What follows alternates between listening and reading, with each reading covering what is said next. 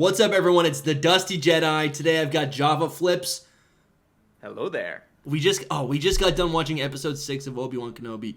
I'm thrilled that you're here again, second week in a row. We've got all of our lightsabers. I got another one right here. Okay. This is going to be a full breakdown of episode 6. Let's get right into it. Let's just talk about first impressions. What did you think about the episode overall? How do you feel? Man, I'm thrilled. Up until episode 5, there was a lot of things I liked. A lot of things that felt weird and just unfinished, unpolished, unfocused about this series. And honestly, I'm just coming off of this thing like... It feels like I finished a movie. I feel like we watched the third installment of a Star Wars trilogy. It just wraps up. Does that make sense? It completely makes sense, and I completely agree. As I was watching the episode, I was like, this is everything that I've wanted from Star Wars for a long time. I've gotten it in varying degrees from different avenues of the Star Wars universe, but like this episode and this season, but this episode specifically, is exactly what I needed for my Star Wars heart to thrive. Yeah, no, that's it. That's it right there. Like, I feel like the best part of Star Wars is not the movies as a package. For me, the best part of Star Wars are those special, epic moments that add to the story. And you see those in all forms of medium. Like, even the comics, certain episodes of Rebels, certain episodes of the Clone Wars, prequels, sequels, originals. It's all over the place, but it's never a contained movie. And this episode of Obi-Wan Kenobi contributed to that entirely. I completely agreed. What do you say we dive right on into the actual episode and talk about what happens? Let's do it. Cool. So the episode opens, and last we knew, Reva was stabbed by the Grand Inquisitor, the Grand Inquisitor. The very Grand Inquisitor. Left for dead in the gutter, as he said. But now she's on Tatooine, which means she survived.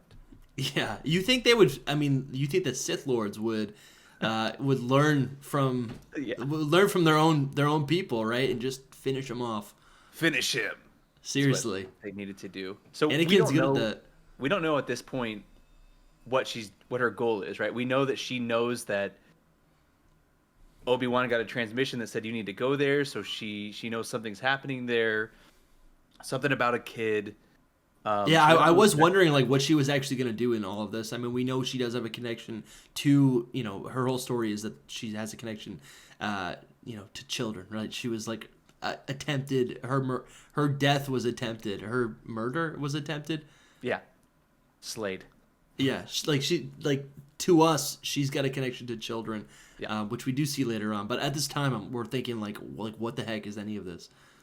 And then very quickly, just as fast as we're introduced to her being alive again, we're back on the ship with everyone escaping, Darth Vader and crew, with Obi-Wan, Leia, Roken, which I don't know if you know this, but that's rapper Ice Cube's son plays Roken. I found that out. I don't know if you mentioned it, but it was last week. I was wondering why he was so familiar. Yeah. Yeah. That's cool. Interesting. It is very cool. So anyways, yeah, he's realizing, I think Obi-Wan is realizing very quickly what needs to be done, which is a common theme in this show specifically, that he has to be the one to sacrifice for everyone else. And it's kind of happened. This is like the third or fourth time in the show it's happened where he's like, I have to sacrifice myself because it's me he wants. And it's like... And it's true. It is true. And that is the Jedi way. I mean, we see that time and time again. Like, a true Jedi will sacrifice themselves. I guess this is something that Obi-Wan does. We see this in Rebels with Ezra. We see this in Rebels with... I mean, actually, I don't want to keep... You haven't seen Rebels yet, right? I'm going to chill out. I haven't seen Rebels, but I get the gist. This is the very last episode of the show, and it ends up in a mystery. So I don't think it's a spoiler. It's just we'll leave it a mystery, though. Yeah. Okay. Anyways, but like that is a theme, right? It's self-sacrifice. Where in Jedi, the way of the Force on the light side of the Force, like you can life doesn't end with death, right? Or the being doesn't exist with that, and that's kind of like in the flip side, the Sith, they really truly die at death, and that is the end of their life, and that's why they're obsessed with immortality. Yeah, exactly, and. Very quickly in that sacrifice, Leia, again, another great showing and acting by young Leia. Dude. She just, you feel for her. You're like... She's great. No, don't go, but you understand he's got to go. she makes me really like I get emotional watching her, which is silly because she's like child actor, but like she's redeeming child actors in Star Wars. Seriously. I Oh feel my like God. yeah, dude, she's so good.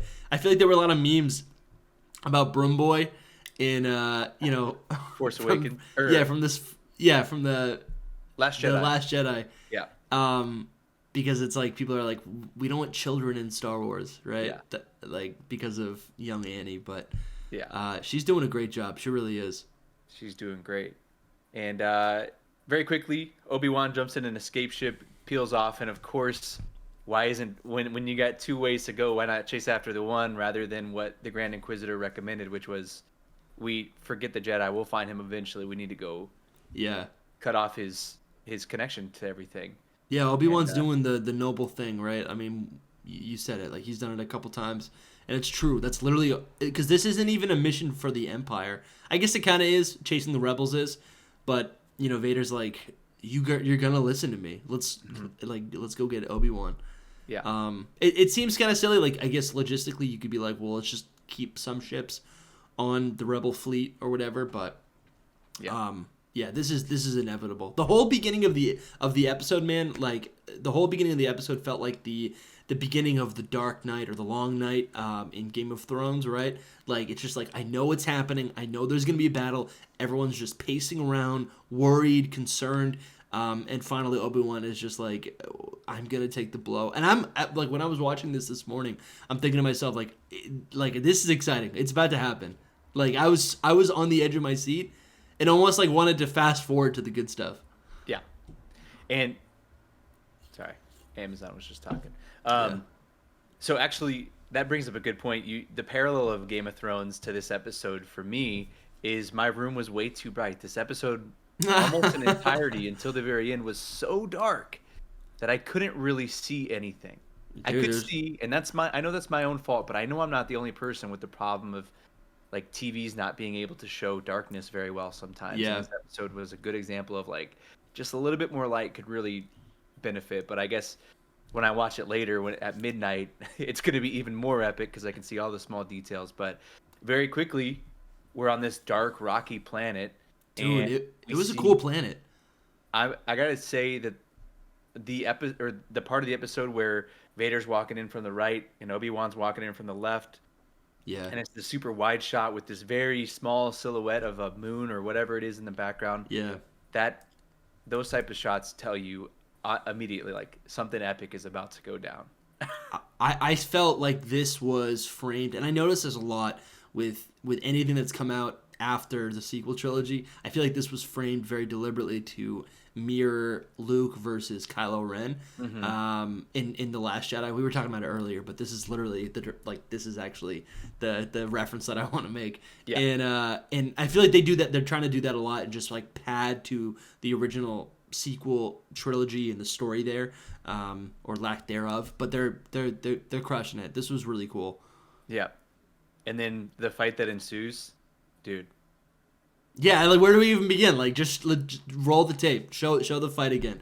Roll the tape. I really did love that they were talking smack and they were talking back and forth. I told you right before we started recording, like as soon as, and I think you had a similar experience, as soon as Ewan opened his mouth and just like fit into that role, what did he say? Anakin.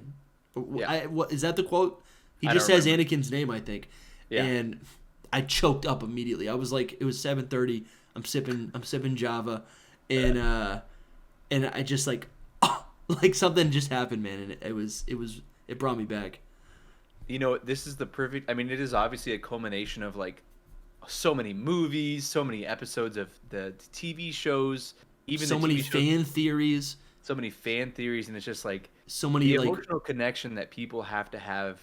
That I have with these characters, these two characters in particular, but many more, is just like the emotion in this episode is palpable everywhere, from Leia to Obi-Wan to Anakin's anger, or to Darth Vader's anger, excuse me, to, I mean, Owen and Beru protecting Luke, like you Dude, get like their sense of like protection over Luke, and they understand the importance of protecting him not only because of who he's supposed to be, but because he's their son, you know.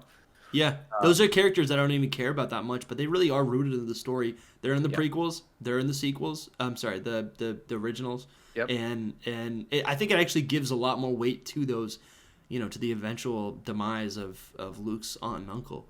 Yeah. Yeah, everything is so emotional, but it also all comes together. I think a lot of fans, the community that I've been seeing, has been just very uneasy, right? Like we want to see another Mandalorian.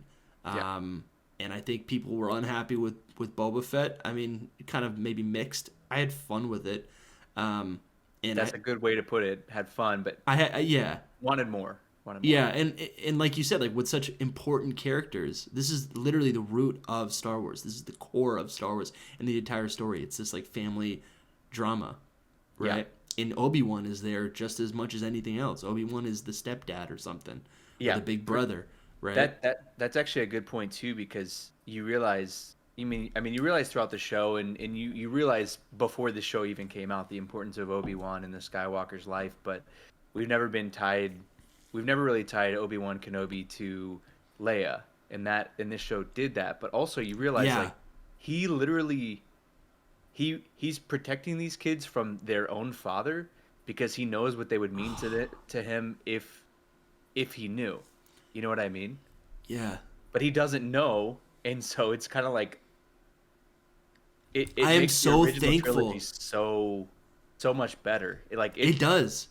I'm glad that they're not just doing fan service. They're actually like putting meaningful things and emotions and connections behind these characters. And they're not subverting our expectations, Java. They're literally adding, they're padding, they're recontextualizing our headcanon, right? Because what we do over the years is like we take the original source material, expand on it based on what we know, right?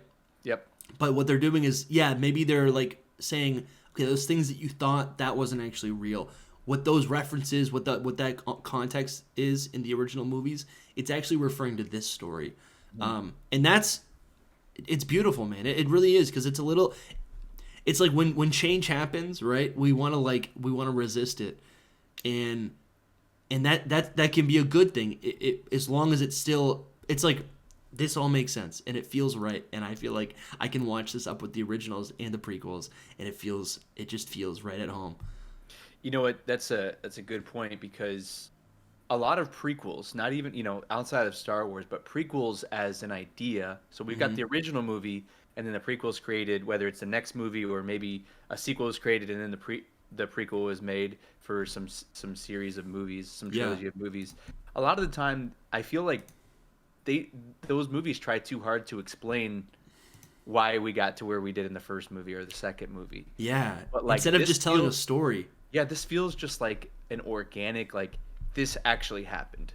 We're not forcing, they did it kind of in Solo. They brought in like the gold dice, and it's like the gold dice didn't mean anything. It was just like a thing, but they made a big deal about it in Solo, and it's like that felt forced. But like Leia getting her holster, now I'm getting way ahead of myself, but no, Leia absolutely, getting the holster felt right. Yeah. And I mean, that's like a small thing, but story-wise, this was all organic. It felt good. It's a holster. It's like, it's such a small, that's a great way to put it. That's really a great way to put it. Yeah. I didn't even make that connection that the holster was something that she actually does have. I mean, the character has it, but does she have that in the originals? Yeah, because I mean, the uniform that she put on at the end of this episode. Again, I know we're skipping ahead past. No, it's fine. Anyone who's watching this has already seen the whole show, so yeah. At the end of the episode, she's dressed up like the first time we see Leia in the original, in A New Hope. Yeah, so she's got the skinny pistol. All of her costumes, her uniforms, her dress in this show parallel something that Leia wore later on, and that's what a lot of the success I think is visually, and credit to the costume department and makeup and all that, and hair and all that stuff, that they are parallel. Everything's mirroring in the cinematography, mirroring things that have already happened. It sort of rhymes. It's like poetry. Exactly. I mean, they've got so much content to go off of and mirror that at this point it's kind of like they can't really create anything new, but also it's impactful when they recreate moments with different characters with the same emotional tie. But So Java, we got to talk about this epic fight that we just saw. We're talking about parallels. You make some excellent points. I think another parallel here is the planets that these fights happen on, right? So we see their Revenge of the Sith fight, Anakin versus Obi-Wan. They're on this they're on Mustafar, this volcano planet, right? The world is burning. Palpatine is rising. Evil has risen, right? That's the metaphor there. They're literally in the gates of hell. And what we see in this episode is this dry, dark, barren, crumbling place. And to me, I think this mirrors not only the galaxy at large. Maybe there's like cracks, right? It's like cooling fire. It's like what happens. It's charcoal. It's just like dry. But I think also it shows that they've both aged. The way these rocks and the ground would just like crumble to pieces, I think, of dust. It's like an old battle, right? That they're resurrecting to fight over. But this whole thing was incredible, man. You said it. There's a Jesus moment. It's really cool, man. They're both showing force powers like we haven't seen them do before, right? Yeah. No, this is the showmanship that we got, the cinematography, the choreography, everything is exact. Like the whole time I was watching it, I was like, dude, this reminds me of the Duel of the Fates, like the last big Star Wars fight that we had. I know there's been many, and there's been many epic, but me growing up, the first movie I saw in theaters was Phantom Menace. Yeah. And so like I always go back to that Qui-Gon Obi-Wan versus Darth Maul fight, and it's like that to me is so epic because the choreography was so insane in like our first real battle. And while the Reva versus Vader fight was good, it was what it was. This is what we wanted the whole time, and of course, it came in the culmination of the last episode, and we get the moment of Vader is now the more powerful being, or in air quotes, more powerful being, and Vader gets the high ground at one point, right? He breaks the ground that, like you were saying, it crumbled. And then Obi-Wan gets crushed in it. And I'm going to tell you right now, the whole time, and I said out loud, I was watching the show by myself at this point, and I said out loud to myself, I said, please don't say, now I have the high ground. No, I have the high ground. I can hear James Earl Jones say that. Yeah. That's hilarious. And I'm so glad that he didn't. In fact, when he walked away, I was like, wow, that was perfect. Everything in this episode, I was like, they did it just right. Like, they hit it perfectly on a lot of aspects for me.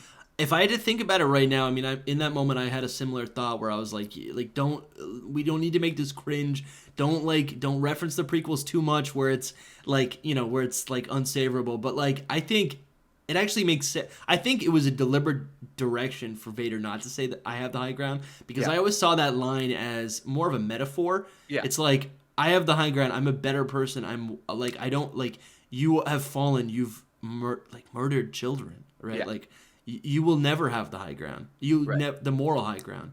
Right. And Vader still doesn't have that. So I think it makes sense, right? Even though physically or like geographically he's higher up on their like battle terrain, it's like he's still the worst person. Dude, so our very first episode, I predicted Vader's helmet's going to get slashed off. That was right here. If you haven't watched that, go back. I did not look at any leaks, and I predicted Vader's helmet's going to get slashed off. You did. And that actually happened, which I'm kind of hyped about. That gives this channel credibility. We got, 12 subs. Yeah. Thank you, 12 subs. You hit that on the head, and as it was happening, I was like, he did it. He did it. Yeah. And what a moment that was, because we already, again, we've harped on it a lot. This is the emotional connections that this show and this episode alone has brought. But the moment that Obi-Wan sees him for the first time, it really hits him that, Anakin's still in there. Yeah. And not only do we get this cool moment, we get the cool distorted voice of Hayden mixed with James Earl Jones. Yeah. And that was, again, exactly what cool. I needed, man. Yeah. It's adding to the lore. That is so again, man, you got to watch Rebels, because there's things in Rebels that have happened that parallel to this show. I think it's like such a great show, better than the Clone Wars. You can tweet at me. I want to say it's never happened, but to see it in live action is a whole different thing, because you can put things in comic books and books, but it's not the same, right? You can even put it in, an animated show. It's not the same as live action. This is epic, dude. This is something that we've dreamed about, never saw. It's so cool. It's so cool. Well, I thought the voice, his voice almost sounded like, he almost sounded like an Inquisitor. A little bit. He was almost doing like a silly voice. Did you notice that? I didn't notice that, and I didn't think that either at any point. I think maybe I was just too caught up in like, we're getting Hayden and we're getting, dude, yeah, this is the in between, right? This is maybe the last time in a live action that we're gonna get Hayden mixed with James Earl Jones, because even though this show was greenlit for a second season, what are the chances we get his helmet cut in half again to get that voice? If anything, his helmet, he'll catch him without his helmet on, or I don't know, but I thought it was good. And no, it's sick, dude. Before, even in the back to tank in one of the earlier episodes, the end of the first episode actually, where we see him in the back to tank and it's just his face, it doesn't look like Hayden. But I feel like in this exact moment, we get a little bit more Hayden with the distorted face. And I can actually see Hayden Christensen, Anakin's face, a lot better in that moment. And I think when they keep cutting back to Obi-Wan and he's got his lightsaber kind of shining off of his face and like tearing up, and like his age is showing through all the wrinkles and the shadows, and it shifts very quickly. I don't know if you noticed this, but he kind of turns his lightsaber off as Vader says the line. I didn't notice that. Yeah, the lightsaber's shining brightly on his face, and as Anakin says, or as Vader says, "You didn't kill Anakin, I did." Yeah. His lightsaber turns off, and Vader's turns on, and then the red like harshly crosses his face, and it's just a really cool, like, they do that a lot in movies where like when there's red lights, it's and they use it for the cinema. I think that we keep saying like we've seen Anakin's face under the mask, or we've seen that, but Obi-Wan has not, and I think that's super important for his story, because this whole thing is about him overcoming his grief, right? And I'm pretty sure that's in like that is part of the Jedi way. It's like if you hold on to grief, guilt, if you hold on to any of these negative emotions that bring you down, like you can't fully be a Jedi, which is, he finally lets it go, and it's because Anakin relieves him of that. I'm sorry, Vader relieves that of him, right? He takes that guilt off of his shoulders. When they first meet, he says, "I am what you made me," which probably added to a lot of his grief. But he finally has this closure where it's like, "No, I am mechanically the way I am because of you, but I killed Anakin," which is interesting, and I think will change. There's gonna be a lot of discussions about that. I mean, I think it also adds to the original statement, right? It also adds to the original statement where, from a certain point of view, right? Obi-Wan tells Luke, Vader killed your father. So that's kind of cool too. That's sick. You can jump in, but for me, a huge part of the disconnect between the prequels and the original movies is the fact that like they just waited to the very end of Revenge of the Sith to kind of tie up all the knots, and you also don't see Anakin. You don't see Hayden Christensen in the suit. So this scene, the climax of this battle, of this duel, where Obi-Wan can not only just see Anakin's face, but see it through the mask, like with the context of the evil mask. Dude, it's haunting. It really is. It's so beautiful though. It really is. Because it's like, yeah. I was just gonna say, I think that that was such a crucial moment, because as you're saying that, and as I'm reflecting, I'm realizing that that's him saying that I killed Anakin is kind of like Anakin saying, like, the Anakin who cares for Obi-Wan or cared for Obi-Wan coming through to say, like, you gotta let go. I killed him, but I'm gonna kill you for what? Because you're a Jedi, and you are the reasons that this happened to me. And he didn't. I almost wish he would have referenced Padme, just something, or like just said like, you ruined it for her, or not even say her name, but like it was almost kind of like Anakin, who loved Obi-Wan as a brother, and father figure and master, was coming through to say like, I killed him, you got to let go, but now I am what I am, and I have to kill you. And I think that's what really helped Obi-Wan, because again, Obi-Wan's lightsaber went down in that exact moment, and then he was able to walk away, not only because he beat the crap out of Darth Vader, but also because, like, I think he had that moment of like, this, you aren't my brother, then you aren't Anakin, or I forgot exactly what he said, but he said the line that was basically like, well, now that I know that there's Anakin's not in there anymore, I don't have to feel this like intense of a connection to you. And that was shown immediately after leaving the planet when he's going back to Luke and Leia. Like, that grief is almost completely gone. You know, he feels, I think he can feel joy again. He can feel comfortable in existing and being able to do what he wants. Like, he literally lets go for the rest of the episode, and that's why, like, I think, and that's why the climax is what it is, and the very last scene is what it is. We don't need to jump to that right now, but you know, Qui-Gon does return. That's so hype, right? That's literally what it is. He's able to like, he's reached full enlightenment. Yeah. But I think I kind of want to just talk about this for a minute. Like I feel like a lot of people hated on Hayden. This is like obviously an old topic, right? Mm-hmm. The prequels suck because Hayden's bad and this person's bad and the writing sucks. But I feel like Anakin's delivery of all of his lines, if you read those and thought of James Earl Jones saying it, it would sound just like Vader. Mm-hmm. Like, that's how Vader speaks, very deliberate. Like, even when Anakin was like, or Vader's like, "Now I have defeated you, Master." Like, I can totally hear Anakin saying that in the Clone Wars. Yeah. Like, it's sarcastic almost, right? Vader is sarcastic. He's like, he toys with his opponents. Dude, what a dude. Oh man, I gotta go back and watch. I've only watched it one time. I gotta watch this back again. This is sick.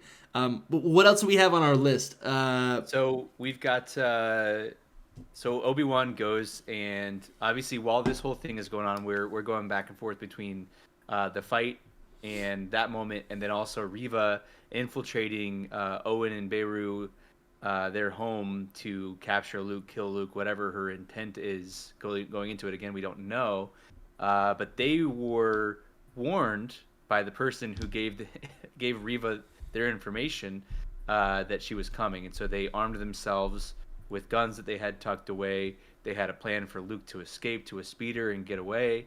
I like that they immediately were like, okay, we're gonna tell Luke that there's Tusken Raiders. Like, I like that, right? Because the whole idea that Reva's gonna be anywhere near Luke like bothers me a little bit. Because I'm like, if Luke knows about, like, he doesn't know what a Jedi is. He doesn't know what Obi-Wan is. They're all it's history, right? It's like, it's myth to them. Yeah, it's myth. Yeah, exactly. That's how they describe it too. Even in the sequels, they go like, Rey says like, "I thought the Jedi were a myth." Yeah, which is that's cool. I like that. Which again, it brings up another good point, which is like Dave Filoni had to navigate the entire Clone Wars animated show without ever having Anakin meet General Grievous, because in Episode 3, General Grievous is like, "Hey, it's nice to finally meet you, Skywalker." And so it's like, how do you write something that's basically a rule? Like, there's no way they can meet, because that would kind of ruin their perspective, because Luke doesn't, he's heard of Jedi, but that's it. He doesn't know anything. And so if he would have seen a red lightsaber at some point, I'm sure in A New Hope that would have come up like, "Oh, I've seen a red one before." Exactly. But I can't remember. I have to go back and watch, but I wonder if the door opened, because I feel like her lightsaber was out, but he was already climbing up the ladder when she came through. So the thing for me, it was like when he's running, I don't know if he looks behind him, but you can see Reva in the distance, and with a glowing red lightsaber. I guess if it's in the distance, you could think it's a droid or something. I don't remember having the lightsaber outside, because she had it. Okay, I couldn't. She did have it when they were outside. Which is funny because it's like they're like, "Let's go inside." Owen's like, "Let's go inside," and then like their sand hut is outside. Yeah. Right, like the inside is the outside. It's just like within the walls. I'll have to rewatch, because I'm sure they were very careful in how they. Yeah, I don't think. I'm not saying I think Luke did see the lightsaber. It just, I think about that and I'm like, that would be so traumatic, right? If you saw if like in real life, if you were like someone like stole, like kidnapped you, right? Like that'd be traumatic. You would remember that. You'd remember the details. They did knock him out unconscious, which is funny and kind of a nod back to the original trilogy where he just like gets bonked in the head. Yeah, I thought that was funny. Yeah, but I not to skim over that whole section. I think it was important to read Yeah. the story, because obviously Reva had that moment of like, I'm just doing what Anakin did. So we got some more shots of Anakin, and it was almost, I don't know if you noticed this, but in one of the flashbacks to Anakin that we didn't see, right? You know, when he was slaying the younglings, it almost looked like he knew she was alive, which we referenced in the last episode.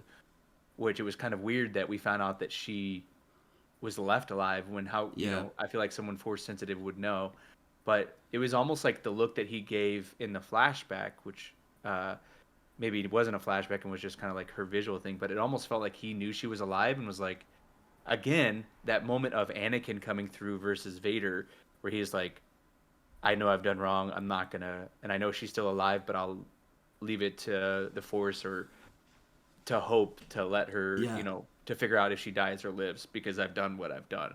Yeah.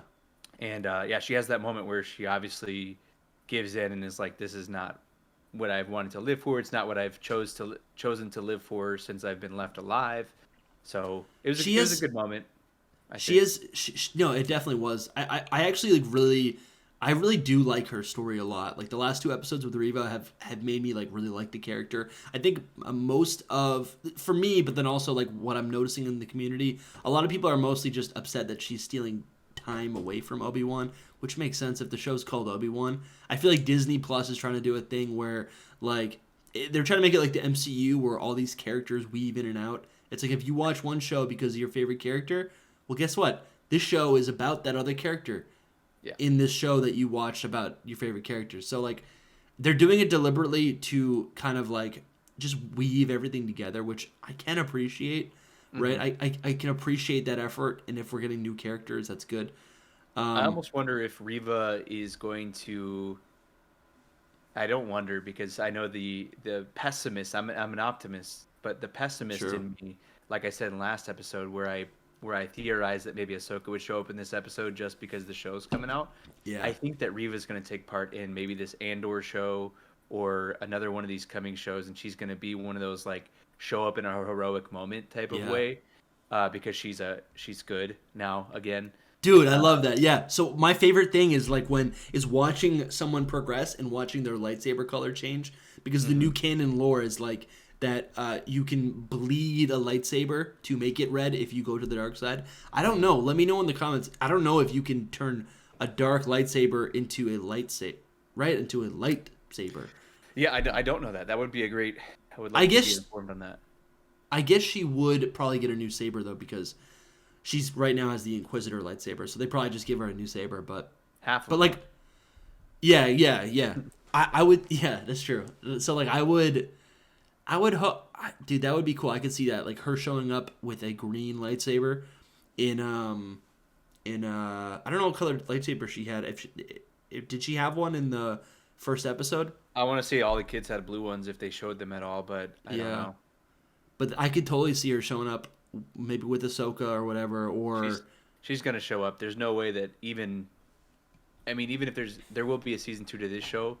I don't know if she'll even come back in the season 2 of this show, except for like a very cameo purpose. I bet she'll play a semi-important role in a different show, which is cool. I see what you're saying and what other people are saying, where they're like, the show's called Obi-Wan. Why are we only getting Reva? Again, from the very beginning, I actually like Reva a lot, and I do too. Yeah, I do too. The whole story, I think that the people that still hate Reva, they've got other motives for hating her rather than she's got too much screen time, because I feel like her story was purposeful, and you can't just have one story. It would be so boring if it were just Obi-Wan afraid of Darth Vader. I think I'm gonna push back. I think it's not that she's in it. It's that like this is a limited series, and there's so much more they could have done with with Hayden, right? Like I really thought there were gonna be more flashbacks. Not that I want an entire show of flashbacks like Boba Fett, right? But like yes, we got that flashback, which was sick, but like. They could have shown. I wanted more like little moments where you just have Hayden and Obi-Wan. You put him in the what is their technology called? The back to tank. No, the the Lucasfilm technology, the dome that they have, yeah. the room. Yep. What is it called? I don't remember. The zone. Anyways, but like you put them in there, and you see these two characters, Obi-Wan and Anakin, in the Clone Wars, and they're just like in the air in a spaceship, and they're just talking, and Anakin admits something. Oh, I killed someone, or whatever. Like, You just and want. then I get it. like little character moments, and they could have added stuff to that. And again, it has nothing to do with Reva, because we also got a bunch of Owen and I forget her name. Beru. Yeah, Beirut. We got a bunch of Owen and Beirut. We got a bunch of the other Inquisitors. I thought it was cool that we saw the Inquisitors. I think, and it's true. I hope they. I don't know if we get an Obi-Wan season 2, maybe we get more of those, and then they can. It's an excuse to bring Hayden back, so that's fine. Is. I mean, we 100% will. So, Yeah. And then just to wrap up the episode before we do our overall conclusion, I think, Obi-Wan comes back, sees that Luke's okay. That's great. He goes to Leia, says goodbye, and he says, this is another moment where I almost kind of teared up when he was saying goodbye to Leia, and she was like, yeah. And he told her about Padme. He said 3 things about her. Dude. He said 3 things about Anakin, and I was like, Dude. oh my gosh, like this is the perfect moment. And she, he's like, I wish I could tell you more, and she's just like, it's okay. And it's like, oh my gosh, dude. It was Such a heavy. Great ending. Yeah, he said all these beautiful things about Padme, and then he goes, and then you're this and this and this, and those are gifts from your father. Yeah. That got me. Yeah. I'm like, that's great, because it's like he's talking as if they're both passed away, because they are. And even though he just fought Vader, even though he just tried to kill, not really, but fought to the death. No, he did, because before he did, he said one of us is gonna die. Yeah, he did. And I gotta watch it back. And it's like he just did that, and now he's like he still loves Anakin. He still loves Anakin. Yeah, he has so much love in his heart. I forgot to talk about. There's two. We didn't talk about Obi-Wan Jesus with the rocks. We didn't talk about that. But then also, like, when Obi-Wan was buried underneath the rocks, I saw some commentary. People were already saying, like, oh, how did he do that? Blah, blah, blah. That's the same thing that happened in The Force Awakens, where he tapped into the Force. That was him fully letting go of everything and being like, okay, I'm one with the Force. Yeah. Which gave him all of that power. Yeah. Right? I don't think that you mean there's commentary about people saying, like, how the heck did he survive that? I mean, I was kind of thinking that too, dude. He was buried in rocks. Well, think about this. Think about it from this perspective. Yeah. If you're a Force user, and even we got to think in The Last Jedi when Leia pulls herself back onto the ship from space, which was insane. That was sick. That was sick. So Obi-Wan being buried, don't you think that he can create some sort of like Force shield to like almost like a bubble wrap around him? Yeah. That's what I think. Soften the blow a little bit so that he still has a pocket to operate within. That's kind of how I viewed it, but I do too. Yeah, no, it's like these are superheroes. They're not just people. Yeah. So that's how he protected his body, but then it's like then he had that huge force of that explosion of force powers. That was just him tapping into the Force. Yeah. Because it's like with these Darksiders, like when they get angry, like in the Force Awakens, Kylo gets shot in the stomach, and he's trying to use that pain. That's why he keeps hitting his stomach, right? Yeah. But he's actually a light user. He's always been Ben Solo. Yeah. Again, dude, and the connection between Obi-Wan and Leia, that's why Ben Solo is Ben Solo. Which is why there was so much mystery leading up to who Rey's parents were, obviously, in the sequel trilogy. It's because it's like, well, one of them's named Ben, which is literally after Obi-Wan, who Han Solo and Leia had no part in. Yeah, up to that point. Well, Leia does. Yeah. That's cool. I like that a lot. Yeah, such a cool connection. And then I don't know. I love. I don't know. It's cool to see them using all these Force powers, like we said. Like, I don't know. A lot of their fighting in the Clone Wars was just so physical. So it was cool to see like they kind of do that thing where it's like, let's test our skills in the Force. Mm-hmm. And it shows that Obi-Wan is not just he's not just a warrior, right? He's a wizard, right?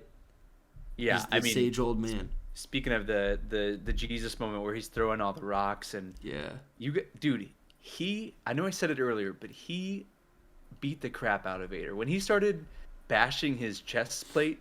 Yeah. And then he slashed him in the back. Oh, And he slashed him in the yeah. back before he hit it, before he even cut off the helmet. It's like, dude, he was going to, like, that was pure like survival mode. Yeah. And again, another fight between the two that Obi-Wan just proved that he's more skilled, at least in that moment. Again, Dude. people will probably argue with me in the comments. That's fine. Drop the comment below. But I ultimately, Obi-Wan is just better, dude. He's just better. In every moment, dude, and he truly never loses. No. We saw that one moment Vader got, when he put his head in the fire. Yeah. But like, he's always been better. Obi-Wan has always been better. Obi-Wan's so cool, man. He really is. I don't know how he didn't have a kid. Oh my gosh. I mean, honestly, Rey Kenobi would have been so good, but I know, it really would have been. The icing on the cake, if there wasn't already icing on the cake, was the Force ghost that we expected to come all along, and that was our man Liam Neeson in the form of Qui-Gon Jinn. I think I couldn't believe it the very first time we heard about him in episode 1 or episode 2. That was kind of wild. I did anticipate this. It was good to see. It was good to actually see Qui-Gon, because I think the prevailing canon was that Qui-Gon never learned how to display his body. Right. I think that's what was to be believed. So a lot of people were just like, we're just gonna hear his voice. But it was cool. I mean, like, that's not fun, right? That's not fun to just hear his voice. And I've talked about this in this episode and the episode before on this channel.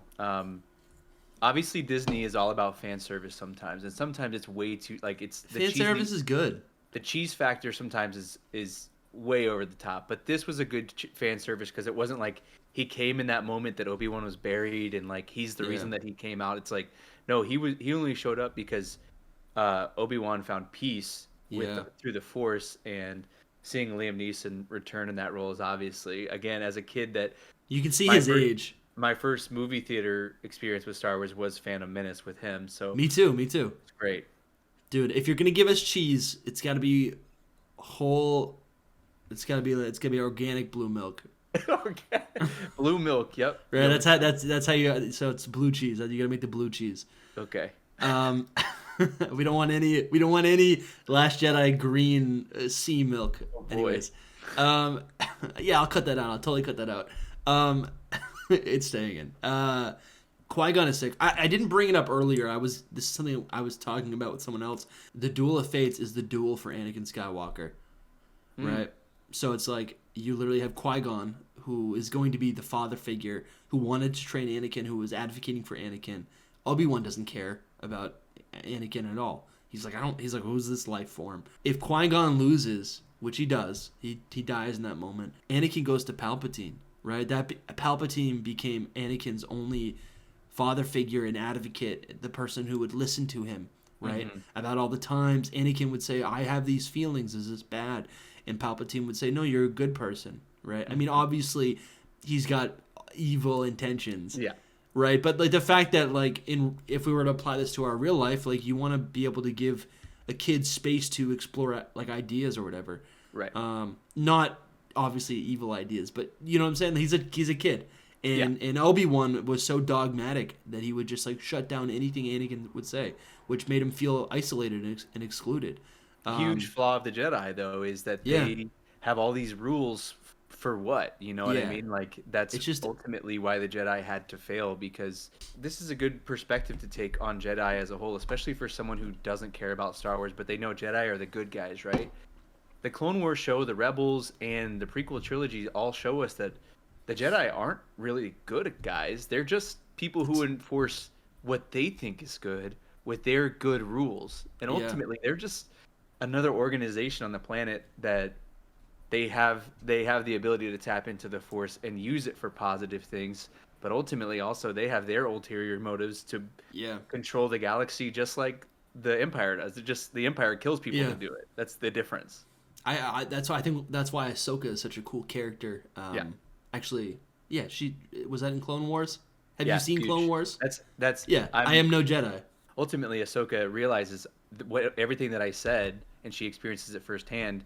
Except instead of going to the dark side, she chooses to be more neutral than to be just good or just bad. To look at things from the bigger picture rather than a one-sided point of view. The only book series, not the only, but one of the book series that I read over and over in Star Wars was the Darth Bane trilogy, and I loved the concept of how they like fleshed out the dark side. And it's not just, it doesn't mean evil, it means passion, right? It means liberation. Obviously anything that it's like it's everything's a spectrum, right? But I do love the idea that like love is passion, right? Would you kill for love? You could say that's evil. You could also say that's just passion. Disney has confirmed that there will be a season 2 of Obi-Wan Kenobi. I'm not complaining. Are you complaining? I'm very happy. I'll take all the Obi-Wan I can get, to be honest. But the question arises, like, they kind of built this first season as like a standalone series. Obviously, I think they do have some options of how they can continue the story. I do not think Obi-Wan and Vader are ever going to fight again. I just don't. I think it's done. It's capiche. It's whatever. I think Reva could come back. I'd love to see Reva come back as a fallen Inquisitor, right? Like, go back to the light. Have a blue lightsaber. That would be cool. We get a new canon hilt for Reva. I think she doesn't play evil very well. I think she was always a good person. So I'm looking forward to that. I don't want to see any more of Leia, I don't think. I mean, maybe, but I don't think so. I think Obi-Wan needs to stay. Actually, you know what? So he leaves. He leaves Tatooine, right? So he's not going to be overseeing Luke like that anymore. He didn't leave Tatooine. He just packed up the cave that he was in. Yeah. And then got on a camel and walked to a different part of Tatooine. So I wonder if maybe he's just in a different location, but I don't know. Yeah, he's probably, because I never saw him as a guy who was just like watching over Luke forever. I feel like he was always just in the vicinity. He was like living on Tatooine. So I think there is room for them to go on adventures, for Obi-Wan to go on adventures. Whether it's I don't want to see any more rescues of Leia, but I don't know. Maybe he's just helping the rebellion. Maybe he's meeting Andor. Maybe he's assisting Reva. Maybe he's meeting. I really want him to meet Ahsoka. I was gonna say, I don't know if you were gonna say it, but it's not meeting her. They grew up. She grew up with him, so to reunite. It would almost be like their adventures together. Like he would be a part of the Ahsoka series, maybe. The same way that Mandalorian is a part of the Book of Boba Fett, where it's kind of like they've connected at some point, and then now something big, they need help, and so it'll be like this team up episode or something like that. And then Ewan can show up in the Ahsoka series. That's gonna be fun to watch. Yeah, I think we're gonna get all kinds of recurring characters from the prequel trilogies to return in some way, shape, or form, whether they were humanoid figures or alien figures. Well, Ahsoka is gonna be. So I'm pretty sure Ahsoka's. Does that take place? Like, where on the timeline is that? Is that because Ahsoka exists after Return of the Jedi? Forever. Ahsoka is just alive. So she's still alive. So like, when's her show gonna be though? I don't know. We know? I think it's gonna be taking place for Thrawn, which is Rebels, which I don't know about. But that's cool. Okay, that's cool. Because in the Mandalorian episode where she meets them, she fights that master who has the Beskar fighting pole. Yeah. They talk about Thrawn, so I think that's what it was of like she's hunting Thrawn. You and me, I haven't watched it in a while. You and me we're gonna rewatch Rebels. Okay, we gotta do that. You're gonna rewatch. I'm gonna watch. Yeah. Well, we gotta do that. I want to do that, but you gotta watch it so I can start making references. Because I think it's gonna be core to what we actually see. It takes place in the same timeline, but after Revenge of the Sith, before A New Hope. I think Obi-Wan could meet up with Ahsoka, could meet up with a bunch of Rebels, could meet up with a bunch of Rebels characters. I don't want to see any more Leia. I kind of want to see more Bail Organa. He was kind of awesome. He's like a cool dad. Yeah, he's a cool stepdad. He's like Mufasa, kind of. Yeah. He's like, okay, not the stepdad, but like the way that he acts is just like, I'm a cool dad. Yeah, and he's funny. Like his mom, like the mom will like be like, you shouldn't do this, and he's like, okay. I didn't see it. Yeah, exactly. I didn't see it. But yeah, I think this could go a lot of different ways, and I'd like to see.